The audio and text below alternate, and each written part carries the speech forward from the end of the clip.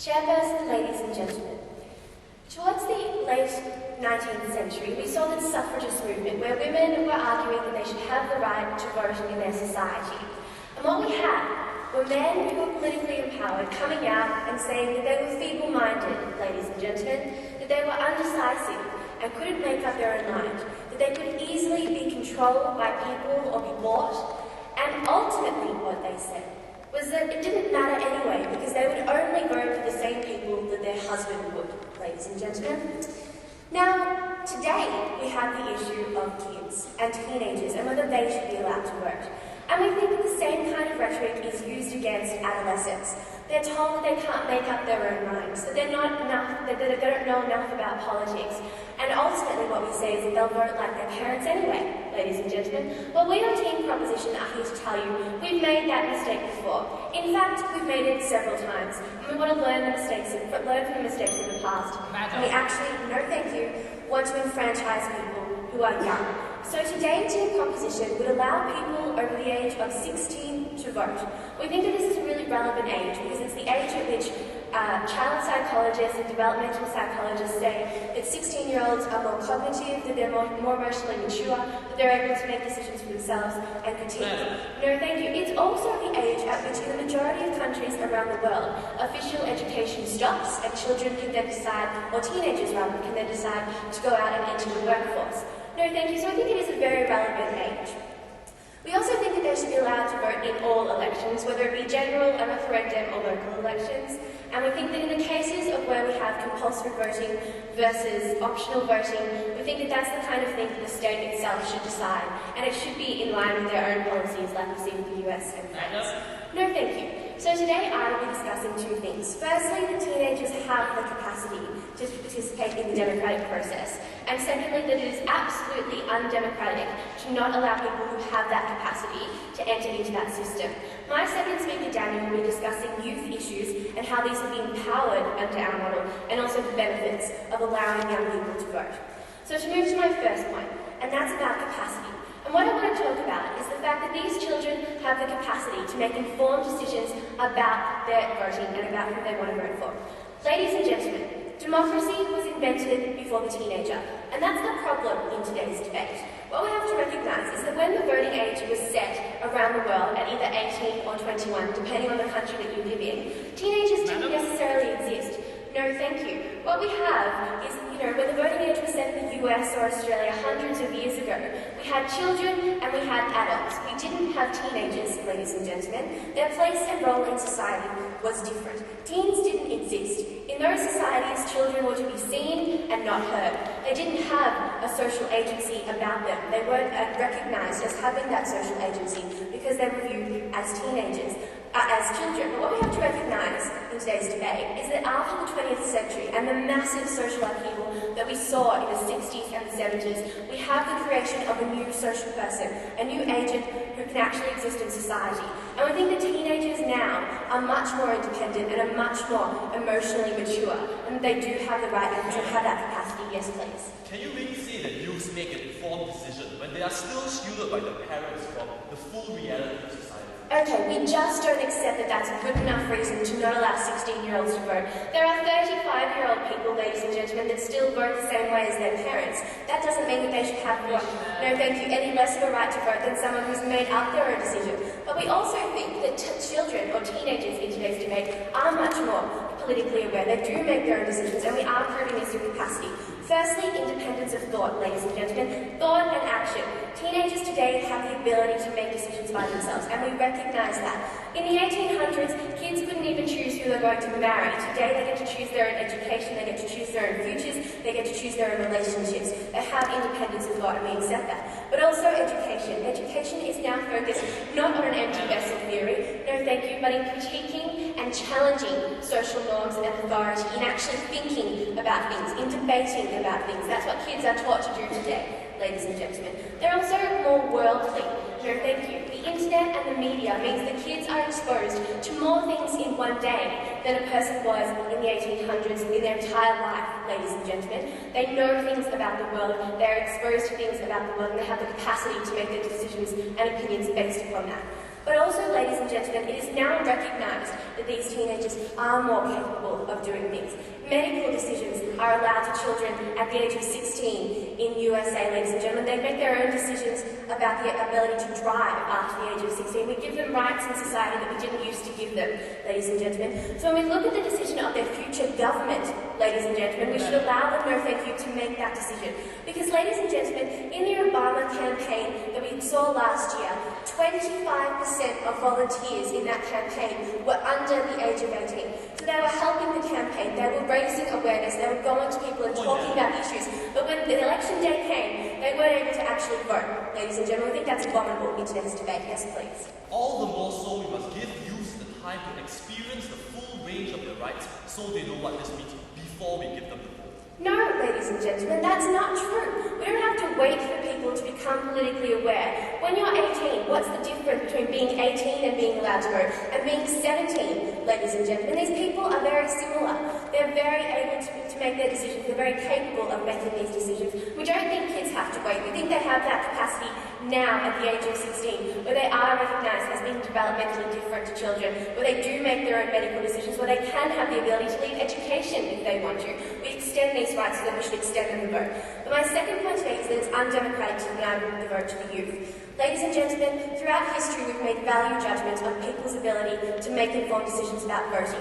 Women, Indigenous people, Black people were all granted the right to vote after young white men, ladies and gentlemen, because we thought that their capacity to make the vote and to decide their own future wasn't granted, no thank you, and wasn't good enough for them. Women were considered feeble-minded. They would vote like their husbands, just like the opposition team says that parents would vote, their kids would vote like their parents. No thank you. So what we recognise here is that we never contest those people's ability to make the right decision now. Women are an incredible force in the electorate. We will take them very seriously, and we think the kids are similar in this respect. Because we think that at the moment, the kind of rhetoric we're hearing from people who don't accept a 16-year-old's right to vote are basing it on difference, basing it on age. And while we recognise that these people are younger, it doesn't necessarily mean that older people are wiser. We have 16-year-olds today who are very politically aware. All 6 people standing on this stage today would have the ability to make the right choice in a vote, ladies and gentlemen, probably know more about elections than a whole lot of people in today's debate that are able to vote at the moment. So what we think is that moreover, it matters to them. Teenagers walk on the same paths that people walk on, and so in local elections they should make those decisions. They breathe the same air that adults breathe, ladies and gentlemen. They have the right to make the decision about climate change. These are the futures of our children, and they have the right to decide what they want that future to be. So in conclusion, in today's debate, ladies and gentlemen, we think that these teenagers after the age of 16 have an incredible amount of capacity to make the right decision, and it's undemocratic not to allow them to do so. Now I'm 17, and I think I'm really clever. But the truth is, as my coach will tell you, as my teachers might tell you, I'm not really as clever as I think I am sometimes. And we think this is the problem with youth, because sometimes we don't have access to a full range of information. We don't have access to the capacity and the skills required to process that information. And we don't have the sort of experiences that adults have. And for that reason, we tell you the responsibility of the vote comes with the maturity of the adult mind. I'm going to take you through 2 points of contention. First of all, I want to deal with their rather hypocritical policy. And second, I want to deal with their constructive argument that teenagers have the capacity to vote. So let's talk about their policy first. Now they told us they want to set as a blanket rule the age of 16 as the age where we decide people should vote. Now I think they're committing the exact same sin that they accuse us of doing that. Someone who's 15 years old and 11 months, are they saying he doesn't have the capacity? We tell you, ladies and gentlemen, they are making the same judgment that they say they don't want to make. That age is a barrier and a reason for why you should not vote. We tell you, they assert to us that the age of 16 is where you are developmentally different. But we have told you, I'm telling you now, they haven't given us any proof for why this is the age that you are developmentally different, and why such a transition takes place from 15 to 16, that this is the necessary age. We tell you that their policy is hypocritical to their principle of saying that everyone should have access to the vote and your age is not a basis on which you should be discriminated in this particular area. My second point of contention now has to deal with this idea that teenagers have the capacity.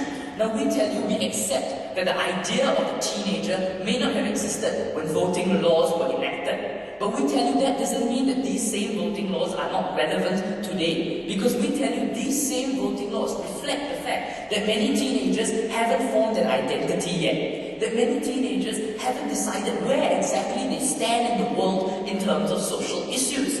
And we tell you if this is the case, then those same laws remain relevant. And we say because of that, we will keep the voting age as it is. Then they tell us that teenagers have an increased capacity. And they've based this entirely on the idea that teenagers have more access to information. I tell you that mere access to information doesn't give you any more of an empowering perception of the world if you don't have the sort of skills required to process that information. We tell you that formal schooling doesn't end at 16 in so many jurisdictions. Very often it goes on to the ages of 17 and 18 when you eventually graduate from high school. We tell you that this capacity doesn't really exist and we don't think youths are as empowered as they say they are at the age of 16. Finally, they tell us that people should be able to have a say on things of great consequence, and youths already have this say. I tell you no, youths don't have the say on whether or not they go into a particular surgery, on medical decisions. In fact, parents make so many of those decisions for the youth today. Go ahead. We grant medical autonomy and full legal responsibility to people at the exact age we're talking about on the affirmative in this debate. I'm wondering which jurisdiction does that happen in, because you haven't told me. And second, I tell you, if this individual hasn't reached the age of majority, in almost any jurisdiction in the world, he doesn't have full legal autonomy over things of such gravity as medical decisions. We tell you the vote is of similar such gravity because of the direct impact and consequence it can have on society, and hence we take our cue from there and we say we keep the age of majority as it is. The final link to their argument is that everyone should have the right to determine their future, and youths are part of this as well. We tell you a 12-year-old has a future as well. He has a right to determine it. Their principle is reductive. It extends to so many groups in society. They can't prove to us why 16 is the age where they want to extend the vote to. I'm going to be moving on into one clarification first. The side of the opposition isn't going to pin ourselves to any particular age, because we recognize that different jurisdictions have different laws. Sometimes it's 18, sometimes it's 21. What principle we're adhering to is that you need to be an adult to be able to vote. And I'm going to help define what an adult means in my constructive matter later on. We're going to be proving to you our case through two arguments. I'm going to be talking about how a formed identity is crucial to the vote, and my second speaker is going to be discussing the youth tendency to extreme politics. So first of all, why a formed identity is crucial to the vote. I ask you, what is the vote? The vote is about the selection of a government based on your preferences. The vote is therefore contingent on a fully formed identity, so you can express that identity through your vote. We tell you that youth who have not reached the age of majority yet have not developed this fully fledged identity. And there are two reasons for this. No, sir, wait for the reasons. There exists too much of a guiding force for your choice to be truly free. We tell you that younger children have their voices and their identity guided by their parents. We tell you that when they are still 18, they are still in the process of having this identity guided. We're not saying that parents tell them how to vote. We're telling you that the identity isn't fully formed yet because parents are still in the process of guiding their identity. And we tell you, hold on a moment, sir, that if you are in the process of shaping your identity, then that identity hasn't formed and it's going to be it's not acceptable for you to express a malformed identity through the vote. Go ahead. Would you let someone with a midlife crisis vote? So we think someone with a midlife crisis should be allowed to vote because we think that he has formed his identity on the basis of several key things that he has already decided in his life. We tell you that youth haven't had the sort of life experiences that someone who is middle-aged has, and hence we tell you they don't have the same formation of an identity as that middle-aged person. So the second reason why we don't want to allow youth to vote is because of this idea of emotional maturity. We think emotional maturity is hinged on taking responsibility with tangible consequences. We tell you that only when you face the real world and your belief systems are tested by that real world do you gain emotional maturity. Because now you simply can't assume you're right. Someone's going to be there out in the real world challenging what you believe is right. When you work, you're forced to pay taxes. That's taking responsibility. When you go to university, for instance, you meet diverse groups of people who challenge your perception of what is right and wrong. Government policies affect you more as an adult, and hence emotional maturity is more present when you reach the stage of adulthood. Now the final layer of this analysis is that if they lower the voting age, it means they correspondingly must lower the ages at all other sectors of society where children are protected. Because we tell you only if you do this will youth be exposed to the real consequences that are out there. You have to lower the age a child is being tried as an adult, we say, because we tell you at the end of the day, if you can vote and you're recognized as an adult, then you should be tried as an adult as well. This is bad because it forsakes the protection of the child, that you should have a childhood and you should be allowed to make mistakes. And because childhood is a time and adolescence is a time when you make mistakes, we don't want people to make a mistake with the vote that can tangibly affect other people in our society. For all these reasons, we tell you, keep the voting age as it is. Thank you. Ladies and gentlemen, in this debate, what the opposition told you is that constitutional law is based on this nebulous, airy-fairy concept of having a fully functioning identity. That's nonsense. There is no minimum criteria to participate in your democratic society that involves you having this full complement of life experiences, ladies and gentlemen. It is not the case that we variously identify the voters who currently participate in that democratic process and assess whether we think their life experiences have been legitimate. But furthermore, we think it's insulting in this debate that they ignore the material that Kelly presented about the changing nature of life experiences. The way that young people today do make choices about the groups they identify with, far more independent choices about commercial products, about how they live their life and form that identity. And the way that identity formation has changed in the modern age, and therefore so should the democratic system. So now we move to the two questions of this debate. Engaging in this ridiculously slippery slope argument where, toddlers will be voting sometime in the future. Secondly, ladies and gentlemen, do young people have the capacity to vote, or should we wait until they've had enough life experience? To this first question. And what they rejected here was the distinction that Kelly made and the reasons she gave for it right at the beginning of her speech, between early and late adolescence. We think, ladies and gentlemen, there are some 12-year-olds that are politically engaged enough to vote. But when we set this limit, ladies and gentlemen, it's about the line of best fit. They wanted us to point to a magic moment, ladies and gentlemen. But we'd say that turning 18 after being 17 also isn't a magic moment. It's about how we as a society decide where we draw the line, and how a majority of people on one side of the line, have that capacity and that ability to vote. And what she presented you with was the way that we do this within the formal education curriculum. It's true that some people stay at school until they're 16, but the fact is, ladies and gentlemen, the concept of developing those critical and sophisticated skills that later in high school are directed there for a reason, because of the changing nature of people's emotional views. No, thank you. But furthermore, ladies and gentlemen, we don't think it was enough in this debate for them to say it was just going to be a slippery slope issue. Moving to this second question about whether they have the capacity to vote.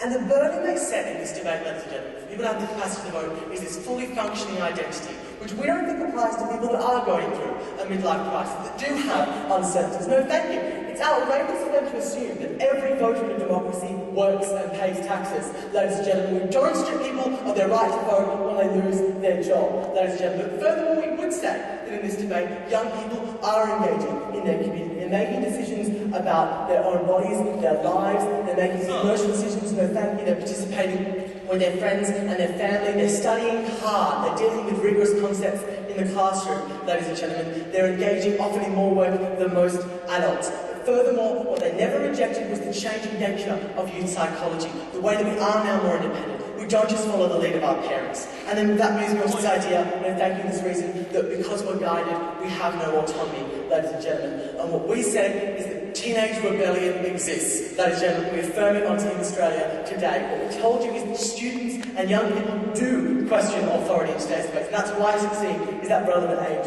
or where people are challenging those views and those ideas. But furthermore, ladies and gentlemen, we've always said this debate that the criteria was wrong. You don't have to have worked a job to be in touch with your own wants and needs, and that's what this debate's about. You don't have to read The Economist every morning, thank you, to be in touch with your own wants and needs. We say that youth in this debate do have wants and needs, and for that reason, and because they have that cognitive capacity, they should be able to vote. But furthermore, they then moved on to this second slippery slope argument. Wow, it was a split with two slippery slope arguments. No, thank you. About the way that what this believes you do is start trying young people as adults. We'd say that in the US, in Australia, in New Zealand, in Canada, in most of the modern world, 16-year-olds are already tried as adults, ladies and gentlemen. But that's a separate debate fundamentally. It's about how society draws those distinctions. We'd say on issues like drinking, ladies and gentlemen, that's weighing up a benefit and harm. And it's a fundamentally different decision to voting. What are the harms of voting, ladies and gentlemen, unless you get a paper cut when you're crossing the ballot, ladies and gentlemen? We say they don't exist. For that reason, no thank you, this is a fundamentally different right. But what's more importantly, it wasn't enough for them in this debate to come and stand up with some airy-fairy rubbish about a fully functioning identity and use that as a justification to deny people the right to vote in society. Now moving on to my substantive material in this speech. And I'm going to talk to you firstly about how the political process will engage with youth and their issues under our model. And secondly, the way this will encourage youth to engage with the political process and the benefits of that. To this first issue, what we think, ladies and gentlemen, is that when you enfranchise youth, politicians will have to think about their votes and their ideas. And for people that say that this won't matter, ladies and gentlemen, we think we're adding a few percentage points to every electorate, and elections are decided on a few percentage points. For people that say that social groups don't think differently should muse upon this, that if white men were the only people voting in America, every election since Nixon would have gone to the Republicans, ladies and gentlemen. These groups do have different wants and needs, and young people have special issues that directly affect them. Firstly, the biggest example of this debate, ladies and gentlemen, is education. We think that investment in education, disinvestment in education is going to be difficult, and I'll take you in a moment when politicians know their voters are going to be turning up at university and school the day after election day. Yes? When I have a midlife crisis, I change my own identity. But when I am a youth, my parents guide and form identity for me. That is the political difference. Okay. So your theory of developmental psychology is that children wait around at home while their parents tell them who they are, who they want to be, what they want, and what they think. Ladies and gentlemen, every teenager in this room will tell you that is not true. We do not get our identities fed to them. We select them by ourselves. And yes, we are influenced. Everyone is influenced, ladies and gentlemen. But ultimately, it comes down to how we make decisions about the way those influences interact with our identity. Furthermore, ladies and gentlemen, we think it's unacceptable. There are issues that specifically apply to youth, like education, that we think that when adults vote on these issues, they're voting with other issues, but these are specific and most important to youth. And furthermore, we don't think that democracy occurs by proxy. No, thank you. It's not acceptable to say that parents will vote for them. That's just like saying that we didn't need to enfranchise women for them to hear their voices on the issue of abortion. Their husbands would have voted for it for them. Ladies and gentlemen, we think youth have a specific voice, and it should be given to them in this debate. And furthermore, we think that the youth paradigm is inherently future-focused. And when we're looking at issues like climate change, we think that youth are going to be ones dealing with the consequences in the far long term. So that's why you see youth being more active on those issues and more progressive on those issues, because they're the issues that they're ultimately going to have to deal with when they get to the age their parents are voting at now. And I'm not saying, ladies and gentlemen, that parents and 35-year-olds don't have a future. What we're saying is, quoting the late and great Maud Flanders, won't somebody think of the children? And that, ladies and gentlemen, is the refrain you hear on every one of these long-term issues, because they have that perspective. Move to this second question of youth engagement. And in this debate, we've had this conception of youth as unthinking and unserious people. Ladies and gentlemen, that's the exact same classification that's made towards women. And we think that when people turn up to elections and in the next booth there is a 16-year-old, they won't be able to make those ridiculous value judgments any longer. But furthermore, we think the culture of disaffection and the idea that you are ignored by your own democracy and your own society will be affected by our policy. This is the clearest statement of inclusion that society can make to its people. You can vote. You are equal. We are giving you power over your own identity. We think that will change the way, ladies and gentlemen, that society will think about youth. We recognise now that when youths are people that are walking around with credit cards, ladies and gentlemen, the youth are people that are making medical decisions about their own life, that have full legal responsibility. They should be treated as such. But more importantly, ladies and gentlemen, we know the way that the youth think and act. We know, ladies and gentlemen, that these are not people waiting around to be told what to believe. They know what they believe, ladies and gentlemen. It's for that reason in this debate that we should let them vote. Attention to what exactly Australia have been saying. They said this: some youth are emotionally mature. Some youth are clever at the age of 16. Therefore, the line of best fit with some youth being capable of voting is 16. Is that really the case? Because they haven't given us a real criteria as to why at 16 that change occurs. The side of the opposition firmly believes that 18 is where changes occur. It's where your rights have been given time for the youth to truly appreciate what they mean, to truly appreciate what effects that these rights are going to have upon society, and why exactly, therefore, they have the capacity to vote at this age. Hence, we're going to talk about this so-called line of best fit as a general principle. Proposition cannot argue individual cases of children at the age of 16 being able to understand what this vote means. As a general rule, there's a majority of youth at the age of 16 able to vote. Hence, I'm going to analyze exactly why their cases are mistake on two grounds. First of all, on the question of whether or not your vote is dependent upon life experience, and second of all, about political enfranchisement, their second speaker's case. First of all, is the vote dependent upon life experience? Now, all they've said is that your constitution and your vote, therefore, is not dependent upon, it's not about life experience. What is it about then? He says it's about wants and needs, and everybody understands these wants and needs. But don't you think that understanding of wants and needs, first of all, entails an understanding of your place in society, because every vote, no thank you, is about understanding yourself vis-a-vis the rest of the community. Hence, the identity in this case is absolutely crucial, because it is at this age, we need to decide what age is it that the youth is able to understand his role within this community. No thank you, sir. Therefore, we're going to have to ask the question, is life experience crucial to the formation of this identity? They say no, youth already have an identity because of some kind of developmental psychology that they form at the age of 16. First of all, this is clearly an assertion. All these told us is that youth have more access to more information. We are able to understand and challenge what climate change means to us. But by their own logic, no thank you, madam, don't you think that there are many youth at an even younger age who already have access to the internet, who already have access to abilities to challenge political views? No thank you, sir. We believe that they haven't given us a principled understanding of what this rigorous developmental psychology exactly means. We believe, on the other hand, no thank you, sir, that because youth are at this point being guided by a dependent force, they need to be able to understand and be given time to appreciate the kinds of rights that they've been given and be able to appreciate what these rights mean to the rest of society. No thank you. By giving them and foisting upon them the burden of voting at the age of 16, this time is not accessible to the youth, and therefore we haven't really given them a full understanding of how to vote. They go on to say, no, we're not dependent, right? We're not dependent on our parents because teenage rebellion takes place. Think about what teenage rebellion means. Teenage rebellion is an act of emotional passion saying, my parents are wrong because they're wrong, because they're wrong, because they're wrong. Is that really how you want an electorate to vote? No, thank you, sir. We believe this is a very clear sign of how emotional maturity really has not developed at the age of 16. It's a concession on their part, in fact, that youth at this point, no thank you, has not the full capacity and ability to vote, because they're still dependent on parents for financial needs, and their guidance and changes in their identity are being formed at that point in time. Go ahead, sir. So an 18-year-old who's still dependent on their parents under your model isn't capable of making a vote? No, sir. At 18 years old, a fundamental sea change in the way the youth lives his life occurs. They start going to work, they start going to college and meet new people. They start again with the life experiences that enable them to understand what reality is about. This is a point that they've never really come back to, besides counter-asserting, no, life experience is not important. Then they go on to say, no, the changing and shifting line is not important, that youth don't need to be protected, because at the age of 16, they're all being prosecuted as adults. First of all, we don't think that's true. And more importantly, why are they putting words in their mouth and asserting that we want you to be responsible at this point in time? We don't think that's the case. Our case line continues to be consistent across our speakers. No, thank you.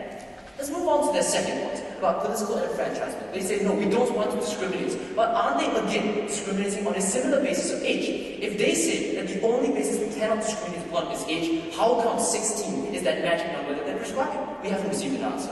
Second of all, no thank you, madam. They say we want to give votes to more people because it means more participation overall. Again, we ask the question, is the vote merely about participation points, or is the vote about exercising it responsibly? No thank you, madam, for the betterment of yourself and the rest of society. In this case, we believe the benefit to society comes when you don't give youth the right to vote at the age of 16. I want to further elaborate on this when explaining why youth have a tendency towards extreme politics that can harm the rest of our society. No, thank you. The thesis for this point is that the youth do not have the full picture of reality that will allow them to temper the extreme political views that are often bandied about in a political scene. Premise number one of this point is that, again, youth are still in the process of maturing. They've yet to enter the workforce, yet to interact with more people and gain a full picture of what this real world is. Hence, the second premise of this point is that youth are very often susceptible to extreme partisanship. The reason is that at this point in time, they're very susceptible to distortive rhetoric that polarizes the politics of the real world. The information that they're talking about that can temper radical views, no thank you, is not yet available to them. They don't see the other side of the picture, again, because they're disconnected from the moderate breadth, no thank you sir, of what real world experiences are about. Take, for example, how young Muslims in France rioted in 2004 because they'd fallen prey to extremist rhetoric that painted the world in stark divisions. Evil, discriminatory hang-ons the French government and the victimized Muslim community within France. This polarization is something we cannot accept, and I don't see how you're going to disagree with that. Do you think the best way to deal with the political views of children and include them in society is to disenfranchise them? No, sir. We're saying, first of all, enfranchisements can occur if they continue to take part in this political system by campaigning, for example. But what we're saying right now is that we don't want the crystallization of such views by actualizing and verbalizing the actual vote in their views in some kind of actual and tangible view, as such as the vote. Moving back to my point, we believe that youth at this point have been unable to see the other side of the view, are therefore not tempering moderate view, are therefore not tempering extreme views into a moderate norm. No, thank you, sir. Third premise of this point, therefore, is that they're crystallizing political division and political extremity. This is especially the case because with the votes being placed in a position where their views are actualized and where their prejudices are molded for them by extremist rhetoric, all they're going to do right now is solidify this prejudice, solidify this extremism by a tangible vote. This is a bad thing, because in a democracy, we're talking about consensus. In a democracy, even if a single party emerges victorious, what we want to do is moderate to accommodate the views of every single person. And if the youth of our future are pressed into a mold where all they can say is that extremist views are the way we're going to go, extremism is the pathway we're going to look at the world through, then we don't think their side of the house is benefiting society at all. Giving the youth the choice to vote at this point in time is therefore not the best fit line that they're talking about, is therefore not the choice for the betterment of society, which is ultimately what the vote is about. So I've shown you in summary that life experience is crucial to the vote because it's, again, about an expression of the identity. And in a system where the expression of identity is malformed, we cannot accept giving youth the vote. Second of all, enfranchisements can take place in so many ways, but the vote only crystallizes extreme enfranchisements and extreme political views. For all these reasons, the side of the opposition is clearly taking this debate. Ladies and gentlemen, at the start of the opposition's case, they wanted to tell you about three things that they made the criteria for voting. An ability to have the processes within your own head to understand what's going on. That fell out of the debate when we told you that every child psychologist has shown that they do have the ability to comprehend their wants and needs and make a decision on them. They told you that you needed access to information. That fell out of the debate when we said that the media was completely accessible to children, even more so when you compare that to adults. And then they fell back on life experience, ladies and gentlemen. They wanted to tell you that life experience was the most important thing to consider when you decide whether or not to give somebody a vote. And we said that that's fundamentally not true of our society, because everyone's life experience is developed over their entire life, ladies and gentlemen. They're not called youth experiences, they're called life experiences, ladies and gentlemen. And so if you wanted to wait until somebody had experienced enough life to understand every issue, you'd have to make sure they'd had an abortion before they're allowed to vote on abortion. You'd have to make sure they lived for 35 years before they're allowed to analyse anything that affected adults. And we say no thank you. When we're talking about a line of best fit, ladies and gentlemen, there's just no reason why an 18-year-old has had sufficiently more life experiences to enable them to make a better decision than a 16-year-old who's already gone through education, ladies and gentlemen, and how much that affects you, and Daniel spoke about that. So now I'd like to move on to three issues that I want to deal with. Firstly, have kids had enough time to know what they want to need? Secondly, are kids unduly influenced? And lastly, will this radicalise the teenagers in our society? So on to this first question. Have kids had enough time to know what they want and need? And we heard they require interaction in our society, ladies and gentlemen. We said the interaction between kids and their community exists all the time. They are living in the same places. They're being taught in schools with other people of varying different. They pay taxes if they work too, ladies and gentlemen. They They interact in society in a whole range of different ways. And we simply don't have psychologists standing at the entrance to a voting place, ladies and gentlemen, asking you if you've ever had an abortion, asking you if you've ever been to different types of places to better understand the issues that affect them. No, thank you. We say that you don't have to experience everything, ladies and gentlemen, to form a view on it and a form of view of how you want that to be in your society. So the premise of their argumentation here was that children haven't completely formed an identity or had enough life experience, ladies and gentlemen. And we say that children start forming an identity from birth, ladies and gentlemen. Surely it speeds up as they get older.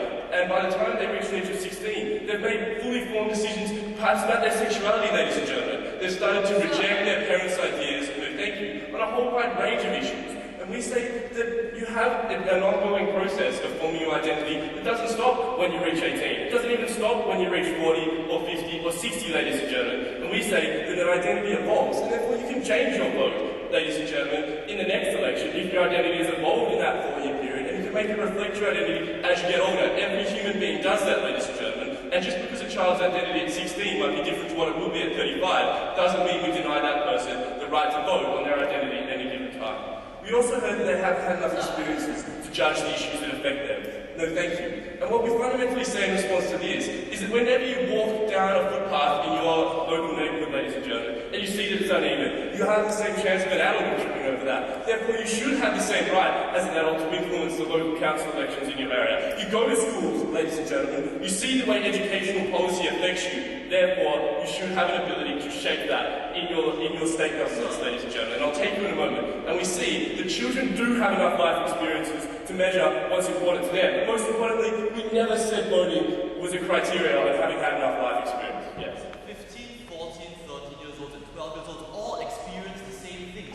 Why don't they get the vote if your criteria is so narrow on being able to experience the same things? No, we never said our criteria was about experience, and that's the problem there. What we said was that we were drawing a line at best fit at the age of 16, where we said that a majority of people 16 and over have the sufficient capacity to understand what they want and need, have sufficient access to the information to make a free choice. We said that at the age of 16, no thank you, every adolescent psychologist agrees that this person has the ability to weigh up what's right and wrong, what they want and need, and that was the line we were prepared to draw it out. We said that there were some 12-year-olds who could make an excellent vote, but just not a majority of them, ladies and gentlemen. If that happened one day in the future, we'd consider it. But in this debate today, we see that the difference between young adolescents and older adolescents makes that distinction at 16 the most accurate one and the most reflective of youth issues and of the questions they're able to consider. The extension, I think, on the argumentation in this first thing was that you need an identity vote. And we said no, you need a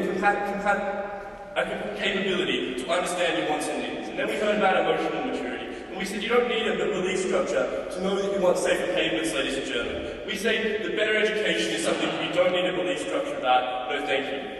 And the outcome of their argumentation here was that uninformed identities can harm others, ladies and gentlemen. And we said that the government doesn't get the opportunity to tell you how you should vote, or tell you that you should consider everyone in society when you make your vote. The idea of each individual having the ability to vote is a consideration that they make a decision about what's best for them in society. There's just no reason why you shouldn't get to say that and don't, ladies and gentlemen. So on to this second question of whether or not children are unduly influenced in their votes. And we heard that they're disconnected from the real world. We said, ladies and gentlemen, every time they step out of their house, they're interacting in the real world. And there's just no reason why they can't interact and don't interact any more or less than someone who's 18 years old, ladies and gentlemen. We say that kids participate in society just as much, and they're able to vote and consider the issues that they do participate and do interact in. And we heard that there's too much of a guiding force from parents here, ladies and gentlemen. And we say that a guiding force is fundamental in all elections. Parties and candidates spend millions of dollars trying to influence people, and I'll take you in a moment. But we say that once you step into the ballot box, once you have the curtains around you to make that decision, ladies and gentlemen, it's up to you to weigh up all of those influences and decide how they're going to affect what you want to choose. Yeah. The difference between the influence between a parent and child is that the child is both socially and financially dependent on the parent, while in all those other cases, they are not. Well, we said that there are heaps of people who are financially and socially dependent on lots of other people, and they don't necessarily vote the same way as they do, ladies and gentlemen. That's just not fair, no thank you, to suggest that a parent will always be able to, or always want to consider the issues that affect their 16-year-old child, ladies and gentlemen. And we say fundamentally that being economically dependent on someone doesn't mean you're necessarily going to align their views to you. Your parents not going to know who you vote for and cut you off, ladies and gentlemen. You do it in secret, no thank you. And we say that parents like ideology, guys, adults as well, ladies and gentlemen, and they fundamentally admitted this, and they said that the parents are currently forming their children's ideology in the later adolescent teens. And we said, well, if that's going to happen, ladies and gentlemen, they're going to be influenced technology when they're 18, when they're 20. There's just no reason why that distinction can't be made at 16, ladies and gentlemen, when kids have had enough life experience to decide whether they want to subscribe to their parents' particular ideology. So I want to look to this third issue of whether or not this will radicalise children. We heard that the Muslim protests in France over issues of immigration were caused by the fact that they were too susceptible to angry rhetoric, ladies and gentlemen. And we said, no, they're not caused by angry rhetoric, ladies and gentlemen. They're caused when you don't give youth a say on issues that affect them. You don't allow them to go into a ballot box and place a vote on a piece of paper to decide their views on a particular type of immigration policy, ladies and gentlemen. And when you don't give that view to people, the only option they do have is to go out into the streets and protest, ladies and gentlemen, to be violent, to make their voices heard. We'd rather give them a voice, and that's a ballot paper, and we said that's much safer for all of society. But what the outcome of this is, it's going to force both sides of the political spectrum to start interacting with youth, and we'll see better representation of their views in the political arena, ladies and gentlemen, and that's the way you avoid radicalisation. So in summary, ladies and gentlemen, we showed you a problem, how a group of capable, independent human beings are being denied the right to shape the authority that they have to submit to. And we said that democracy was invented before the teenager, ladies and gentlemen, and it's time to make that reflect the fact that these people are capable and part of our society. Thank you. A fundamental aspect of democracy is the ability to question, to ask questions about ideas in the process of free speech. So I think it's very pertinent that standing here at the first parliament of the country known as the cradle of democracy, instead of stating what we think we know of facts, I instead try to ask some few simple questions. Now the first question I'm going to ask is this: why do we give people the vote? The second question I'm going to ask is what are youths? And the third question I'm going to ask is how best do we help society? So let's go and ask my first question. Why do we give the vote? Do we give the vote, like Team Australia has suggested, based on the advice of child psychologists and the ability of critical thought? Or do we give the vote based on what society thinks, or what society determines to be an age that you step out of the household and enter the full processes of society? We tell you it is the latter. Because the vote is not a scientific experiment in telling you who is mature and who is not. The vote is not based on the advice of child psychologists. We've asked Australia to tell us who they were, and they never come back to it. No thank you, sir. The vote is fundamentally a social contract, a social construct, and must be based on social conditions. The social conditions which we told you, ladies and gentlemen, are based on a child's life experience once he comes out from the sheltering hand of his parents. We tell you the line of best fit for that age is the ages of 18 and 21, and this is why our case stands. But let's go a bit further and tell Team Australia that we don't give the vote because you have a future. Because everybody has a future, and we don't give the vote to everybody. We've told you this from our very first speaker onwards, and they've never been able to come back to that. So it's become very clear that what their case is about is the advice of those child psychologists who tell us 16 is the magical age for critical thought, who tell us that 16 is the magical age when you become mature, when all along they have never proven this with any form of principle, rhetoric, or logic at all, but rather kept on asserting this principle, but we've told them in so many ways this principle is patently false. Let's go and ask my next question. What is the youth? But before I go on, yes, ma'am. If social views really dictated who got the vote, we would never have given women the right to vote. We would never give women the right to vote. Madam, it's not social views that determine the right to vote, but rather what happens within society. And I'm going to tell you what happens within society right now, when I go on to tell you what a youth really is. Before the age of 18 and 21, a youth usually lives at home with his parents, under financial dependence with them because they pay for his bills, under social dependence for them because they take the lead in social activities. No thank you, sir. Because they are regarded as a single social unit, a single family. It is within these ages that the parent tries to guide the child. Because that's what parents do. No thank you, sir. When the child is at home, try to formulate the child that they think is the best way forward for him, to exercise the duty and the institution of parenthood. After the ages of 18 or 21, depending on which society you are, the line we think is the best fit. You go to higher education, like college. Most of the time, you move out of your parents' house. Most of the time, you find a job. Sure, we agree there are exceptions. There are people at the age of 35 still living with their parents, still dependent on their parents. But if you tell us today's debate, is about the line of best fit, then we tell you these exceptions can be no reason for rejecting our case because this is the line of best fit. No thank you, sir. Now, they've told us that, no thank you, sir, they've told us that, okay, everybody is going to be guided by someone else during their period of life. But we tell you the relationship between a parent and child is fundamentally different between the relationship between a friend or between lobbying parties and political powers.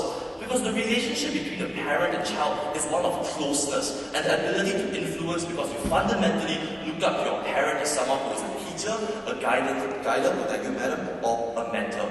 We told you in the process when a child is being guided, during that period of life where a parent is still formulating his identity, where he's still being guided by his parent, he doesn't have the identity that we need for him to be able to give a vote in his own good conscience. And it is only after we leave that process of guiding by a parent, no thank you sir, when you step into the real world at ages of 18 or 21 to find a job, to seek higher education and more free choices in life, that is the age when we give you the vote because you've moved out of the process. So don't let them characterize today's debate in extreme things like abortion. It's not that you have to go through every single life experience for you to be able to cast an informed vote. It's that you need to be out of the process where you're still being guided by someone who is still closest to you. When you move out of that process and are able to make autonomous decisions by yourself, that is the age we tell you you deserve the vote. We told you that, they told us that, okay, but lots of people are financially independent on someone else. But we've told you the legal ability to break free from this financial dependence if you want to, and these cases are usually exceptions. Well, before the ages of 18 or 21, children don't have the legal ability to break free of this dependence, and in the majority of cases, they still are dependent. So don't let them tell you at the age of 16, we are suddenly autonomous from our parents, because seriously, in the real world, it's not always like that. Yes, sir? Where, in any constitution around the world, does it enumerate the specific life experiences required to vote?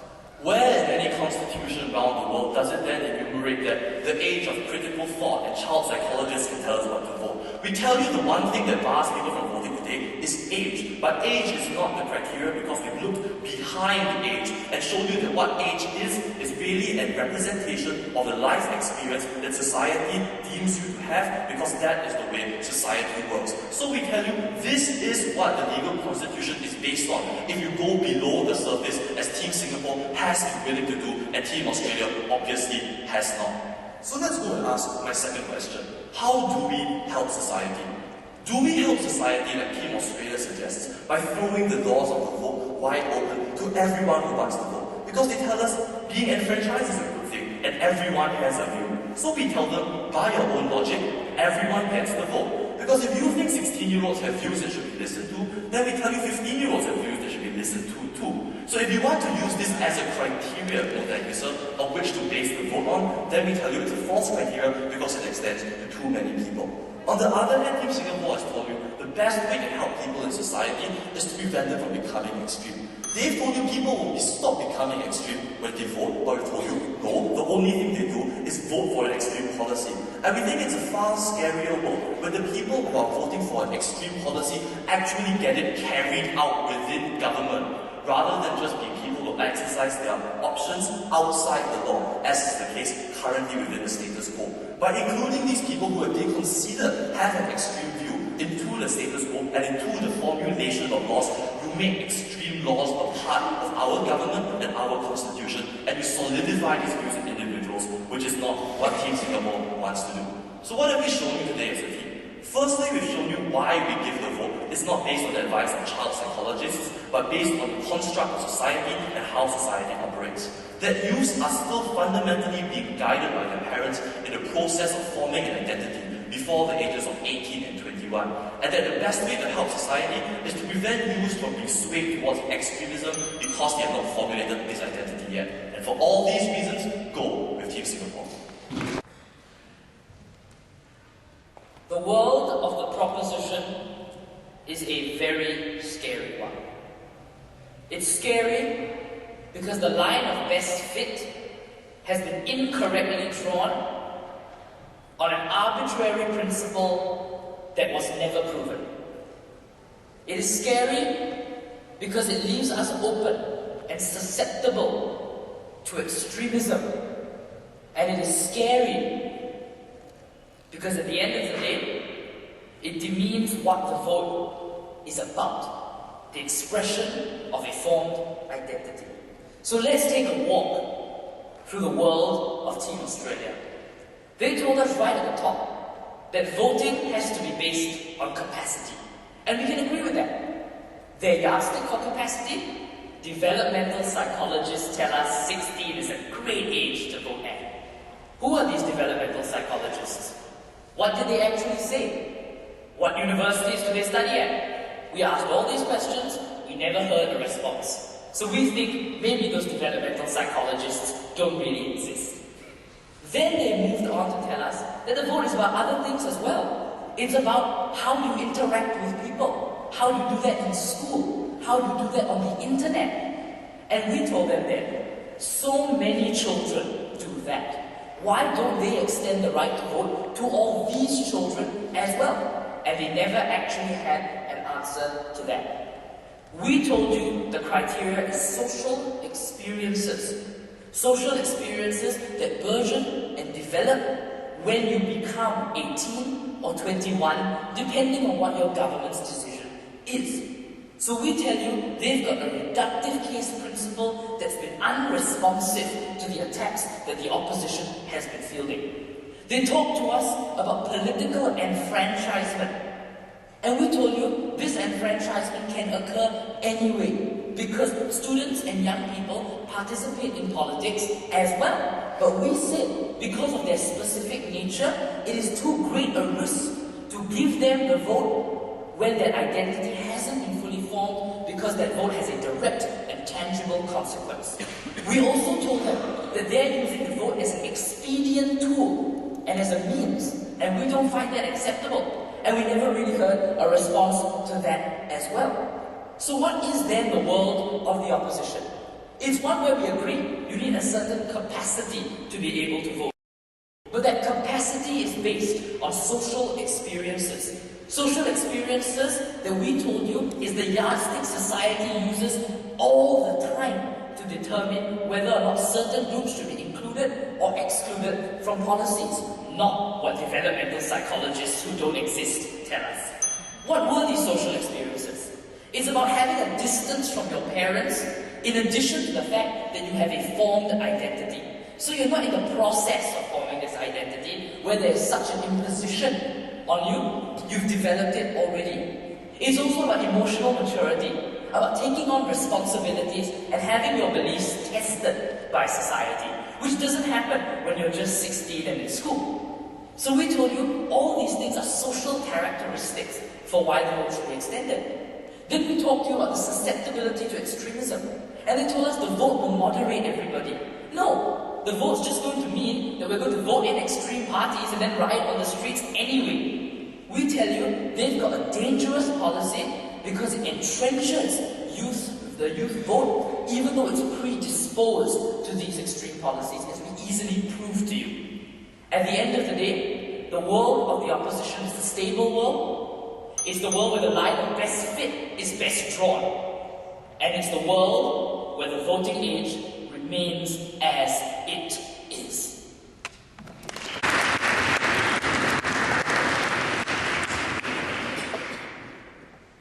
You know what I think is scary, ladies and gentlemen? A sentence from the third op speech. Voting is not about participation.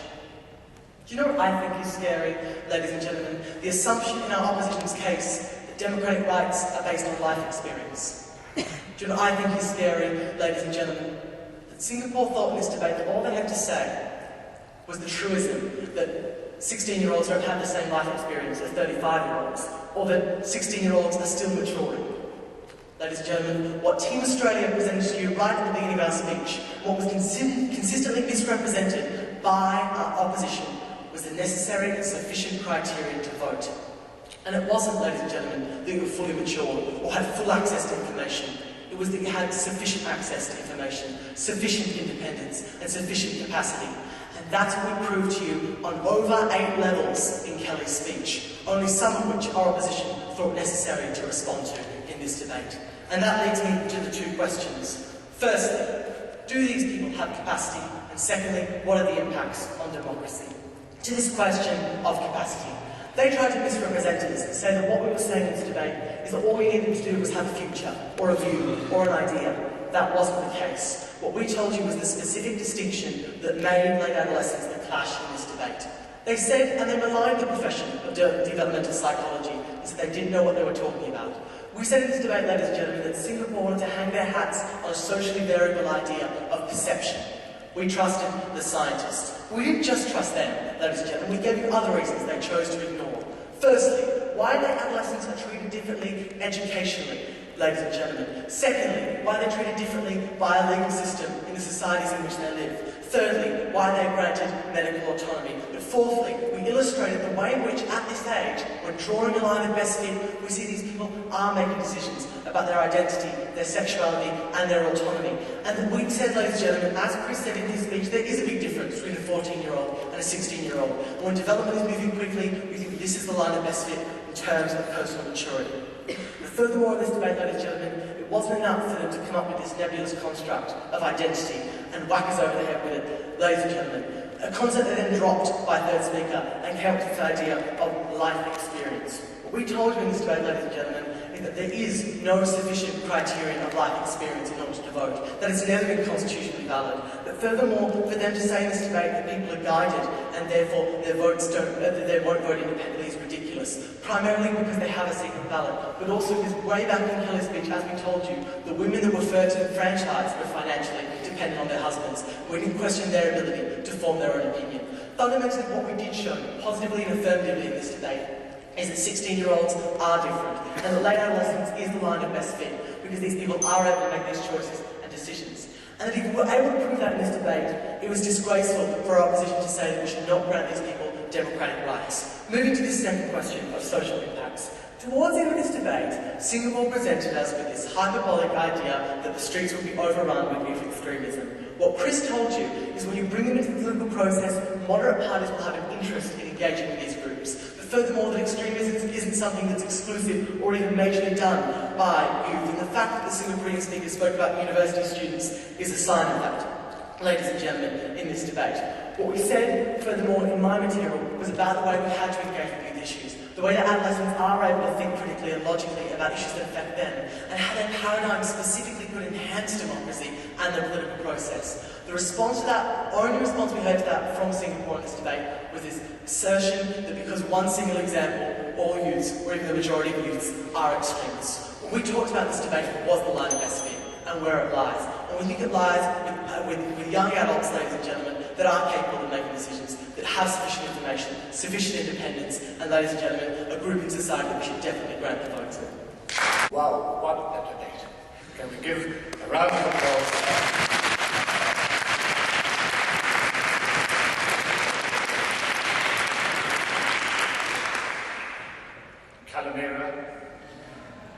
And I must say that in the home of democracy and at the heart of Greece, Athens, and in the heart of Athens, we have this most fantastic parliament. It really was a privilege to sit here and listen to such a debate in such surroundings. At the heart of democracy, so Cardia des Democracia.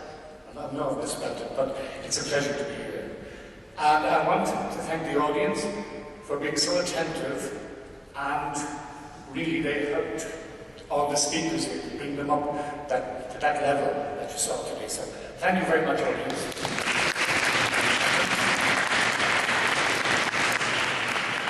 I'd like to thank the chair, Elena. Oh no, sorry, the timekeeper, Elena.